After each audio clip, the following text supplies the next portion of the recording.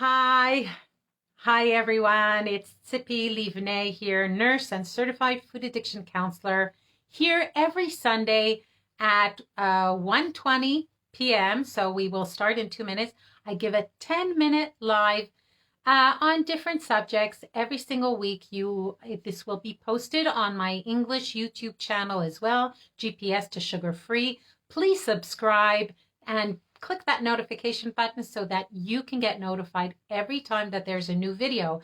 And I am starting now once a week at 1:20 p.m. on Sunday, Israel time. Every single week I will be here live to give you a few tips and food for thought and motivation, especially if you are aiming to live sugar free, which means free from having to be dependent on or addicted to added sugars in your life, or if you'd like to really limit them. And I have 20 years of experience and lots of knowledge and tip. I have already, you know, taken people hand in hand, hundreds of people on their journey to and given them their GPS, their personal GPS to sugar-free life. And so here I am to help you if you'd like some tips and help and motivation in getting to a sugar-free life for yourself as well. So here in Israel on Thursday, it's Israel Independence Day. And if you live in Israel, or if you're Israeli and maybe abroad you celebrate as well, it is very traditional on Israel Independence Day to have a barbecue. And everybody gets together, and even people who usually will not barbecue or eat very much meat in the middle of the week, many times will make that exception on Israel Independence Day, which is coming up this Thursday, and we'll have a barbecue. And many times it'll be a big meal with lots of people. So I would like to give you some tips. And of course, these tips are practical for any festive big meal, and certainly a barbecue if you have any in the future. So you can just take these and use them for whichever festive meal you happen to be going to. So here are 6 tips for using your, for a nice GPS or a little roadmap for how to be at a barbecue and without having to overeat and be so bummed about yourself about what happened at the barbecue. Okay, so the first thing is, don't come to a barbecue starving. I know that many times we think, okay, I'm going for a really big meal, so I won't eat anything before, or eat very, very little so that, I'm going to have more calories. It's obvious I'm going to have more calories at that meal, so I'm going to eat less calories before so that, it can make up for it. And I also won't have to eat it very much afterwards either because it's going to be a big meal. And that's one of the biggest mistakes that people make, because then what happens? You get to the barbecue, you're starving, right? And the coals aren't lit yet. Your friend is a half an hour late because they had I don't know, the kids, they weren't ready, or they had a puncture on the way, and whatever it is. Things don't always begin exactly at the time that we said it. Let's put it this way. And especially when it comes to barbecue, many times it takes a while till things start rolling and getting it. And then what happens if you're starving? So you start eating the chips that they put out for the kids. You take some pita bread and smear it with hummus or whatever it is. You take something and stuff it in your mouth because you have to eat something already. And then what happens is you end up pigging out on the hot dogs and missing all that really great steak that comes at the end because you're too full to eat it. So make sure that you come to the barbecue not starving, not even, maybe a little hungry, but not more than that. You shouldn't be very hungry when you get to the barbecue, and you should be in a place where if you can wait and be very happy if things get pushed off for a half hour, 45 minutes. That's the first thing. Second thing is, look at everything that's going to be served at that meal and decide in advance what you're eating.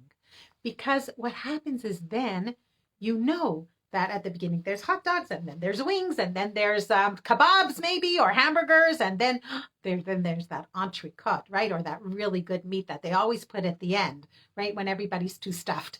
So maybe you're going to want to wait, or, so decide in advance what you're eating and then stick to it as best you can. The third tip that I'm going to give you is when you do begin eating, begin with a nice big bowl of salad or cooked vegetables or a vegetable soup, some kind of vegetable dish. Because one of the things that I teach my clients is that it's not just about what we're not eating or what we choose not to eat. It's also about what we do eat, and to make sure we eat enough of the right foods and not just not eating the wrong foods. So when you begin a meal with vegetables, so first of all, already when you're getting into the proteins and all the other parts of the meal, satiety is starting to kick in, you're starting to feel full, and you won't eat, when we begin our meal, we're hungriest. That's when we eat fastest. That's when the food is more delicious. Let's take those natural tendencies and use them towards eating vegetables, eating foods that are high in nutrients and fiber and vitamins and minerals. And also the fiber of the vegetables will keep us full for a nice long time. So that's my third tip, is start with a nice big dish or a nice big portion of vegetables. The fourth tip I want to have to you is especially for people who it's very important for them not to overeat at these big festive meals, is the one plate rule. This is a rule that many people use who are looking to moderate the amounts of food that they eat. Just put all your food in one plate and eat it, and you're done. And the one plate rule, what I like so much about it is that it makes it easy. And you don't have to think about it. Did I have enough? Did I not have enough? Fill your plate. Choose whatever size plate you want. Don't take too small a plate. Take a nice sized plate. Fill it up as much as you want. But when the plate is done, your meal is done. And the fifth tip that I'm going to give you is cut out the sweetened beverages for yourself, for your kids. Don't think everybody has to completely cut out all added sugars for the rest of their life. Some people do, especially people who are addicted, but many people can eat some added sugars in moderation. But if there's one thing that I'm really fanatic about, it's about sweetened drinks. They are not empty calories. They are calories that cause harm.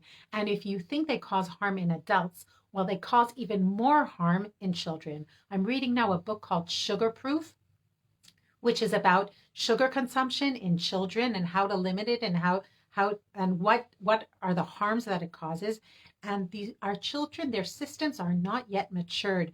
And if it's just sugar is these added sugars, and the place where these children ingest or take in the most added sugars in the least amount of time, because how fast these sugars are absorbed or how slowly, like when you eat a fruit, the sugars in the fruit are absorbed slowly. But when you drink fruit juice, all those sugars from like four or five fruits that is in one glass of fruit juice comes in all at once.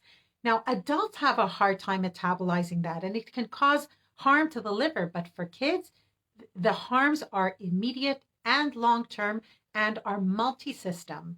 So let's protect the people that we love most, our children, and we protect them by not giving them sweetened beverages. Now, if you're going to tell me this is it, this is what we do, we give sweetened beverages at Sippy, it's not going to happen, at least dilute it in half. Put half water and half the sweetened beverage. Or if you're giving fizzy drinks, so then at least dilute it half with soda. But if you're asking me, just cut them out. That's the one thing I would say to really cut out of your menu. And the sixth thing that I'm going to say is for dessert.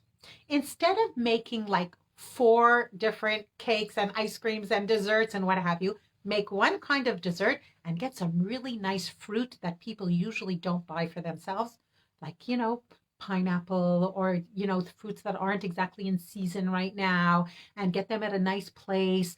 And you spend your energy and your investment and your money on really nice fruit rather than many, many kinds of desserts. The more kinds of desserts you have, and as far as the desserts are concerned, make a bigger amount and less kinds rather than smaller amounts and more different kinds of desserts, because the more different kinds of desserts there are, the more we want to taste them. We want to taste all of them. Why do you think they have 50 flavors of ice cream, right? Because we'll want to taste all of them. So it's better to make one dessert make it in an amount that's enough for everyone.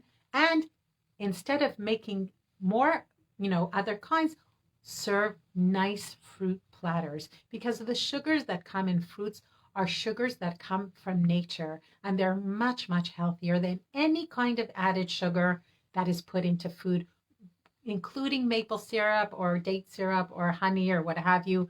Though even sugars from natural sources, once they're already added into a food and they aren't incorporated part of the food naturally, then it's already harm. It's too much is just really harmful for our health. So let's cut back on the desserts, rev up on the fruits, and here you have the tips for a really great festive meal and for your Independence Day barbecue. So let's just go over quickly those those 6 tips that I've given. First, don't come starving to the barbecue. Make sure that you are not too hungry, that you're okay, and you can wait a while if things get, pushed off. The second thing is look at what is going to be served and decide in advance what you're eating. The third thing is when you begin eating, begin with a big dish of vegetables and then continue on to the rest of your meal. The third tip is if you want to moderate, use the 1 plate rule. Put all your food all at once on a plate, you deserve it, and eat it, and you're done. The 5th thing is cut out the sweetened drinks. And the 6th thing is for dessert, use fruit. Use nice fruit, tropical fruit, fruits that maybe you don't eat every day, and less kinds of desserts. So I hope that this video helped you. If it did, please give us a comment. If you're seeing this on my YouTube channel, well, then please subscribe to my channel and press that notification button. And then every time that my live comes up or some other nice, video, you will get notified. Have a great day. Have a wonderful week. And have a really fun and satisfying Independence Day barbecue. Bye-bye.